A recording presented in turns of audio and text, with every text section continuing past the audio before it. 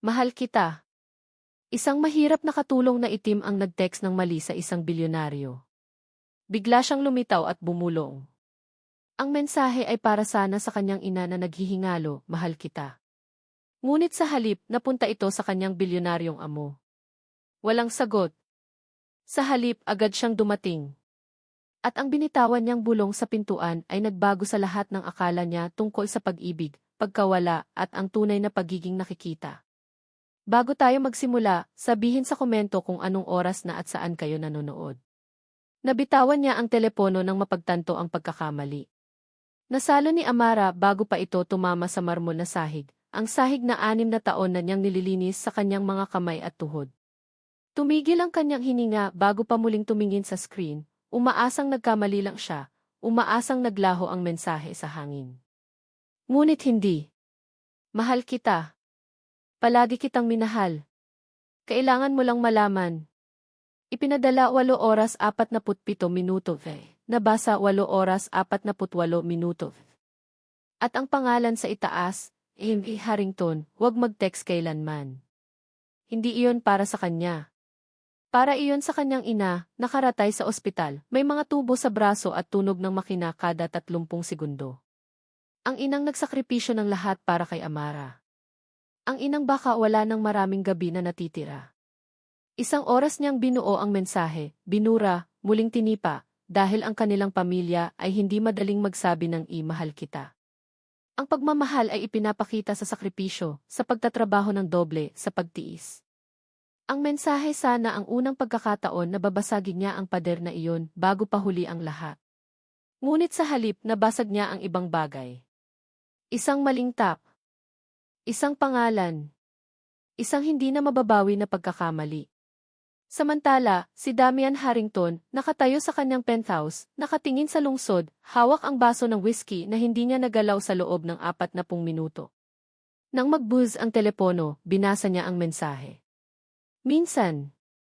Muli. Mahal kita. Palagi kitang minahal. Tahimik siya. Ngunit may kumilos sa kanyang dibdib. Amara D., 6 na taon na siyang narito. 6 na taon ng magandang umaga, din Harrington, ng tahimik na pagtatrabaho, nang hindi kailanman humihingi ng sobra. 6 na taon ng pagdating ng mas maaga kaysa lahat, pag-alis ng mas huli kaysa lahat. Naalala niya ang umagang nakita niya si Amara, nakaupo sa pasilyo, nakapikit, nakikinig ng musika, ninanakaw ang 30 segundo ng kapayapaan. At nang magising siya, nag-apologize, ngunit sinabi niyang huwag. At nakita niya ang isang kabataang babae, pagod hanggang buto, hindi lamang isang katulong. Ngayon, hawak niya ang mensahe. Mahal kita. Ano ang dapat niyang gawin?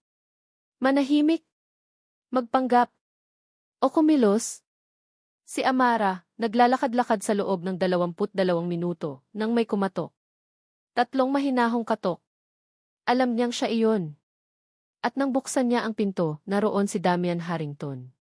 Hindi malamig. Hindi makapangyarihan. Nakangiti. Isang ngiti na totoo, maliit at tapat. At doon nagsimula ang lahat. Ngiti, ang uri ng ngiti na isinusuot ng isang tao, kapag nagpasya siyang maging matapang, kahit hindi siya sigurado kung tama ang hakbang, pero naroon na siya at hindi na aalis. Automatikong tumaas ang kamay ni Amara, hindi bilang kumpas kundi parang pagsuko. Hawak pa rin niya ang telepono sa kabilang kamay, parang ebidensya ng isang krimen. Harrington. Mali ang tunog ng kanyang boses, masyadong mahina, masyadong takot. Amara.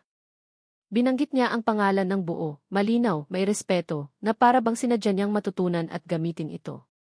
Pasensya na po, bulalas ni Amara bago pa siya makapigil. Ang mensahe hindi ko po sinadya. Para po iyon sa nanay ko. Nasa ospital siya at nagkamali ako ng pindot, tumigil siya dahil may nagbago sa ekspresyon ni Damian. Hindi nawala ang ngiti, pero sa likod ng kanyang mga mata ay may kumislap na tila kaginhawaan, parang isang hiningang matagal na niyang pinipigil at ngayon ay pinakawalan. Kumusta ang nanay mo? Tanong niya. Nagulat si Amara. Sa lahat ng inaasahan niyang maririnig, ang malamig na pagtanggi, ang propesyonal na hangganan, ang pagpapanggap na walang nangyari, hindi niya inasahan iyon. Stable naman po, sa ngayon. Puso niya ang mino-monitor. Kanina pa ako tumatawag pero hindi siya sumasagot kapag naka-medicate. Kaya gusto ko lang sana malaman niya na putol ang boses niya. Na mahal mo siya, mahina ngunit malinaw na sabi ni Damian. Tumango si Amara, mahigpit, pinipigilan ang sarili gamit ang tibay na nagdala sa kanya sa 6 na taon ng trabaho. Pasensya na po sa mensahe, sabi niya. Hindi niya na kailangang bumaba dito. Alam ko, sagot niya. Pero gusto ko. Binasa ko iyon at gusto kong siguraduhin na ayos ka. Ang tapat na sagot. Sa loob ng 6 na taon, natutunan ni Amara na ang makapangyarihang lalaki ay nagbibigay ng maraming bagay, mga utos, schedule, katahimikan, ngunit bihirang magbigay ng tapat na sagot. Bakit kayo nakangiti ng ganyan? Tanong niya, halos gusto niyang bawiin agad.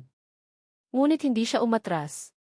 Dahil, sagot niya, bago ko pa nakita kung sino ang nagpadala, bago ko pa nalaman na pagkakamali, nabasa ko ang mga salitang iyon at may nangyaring matagal ko nang hindi nararamdaman.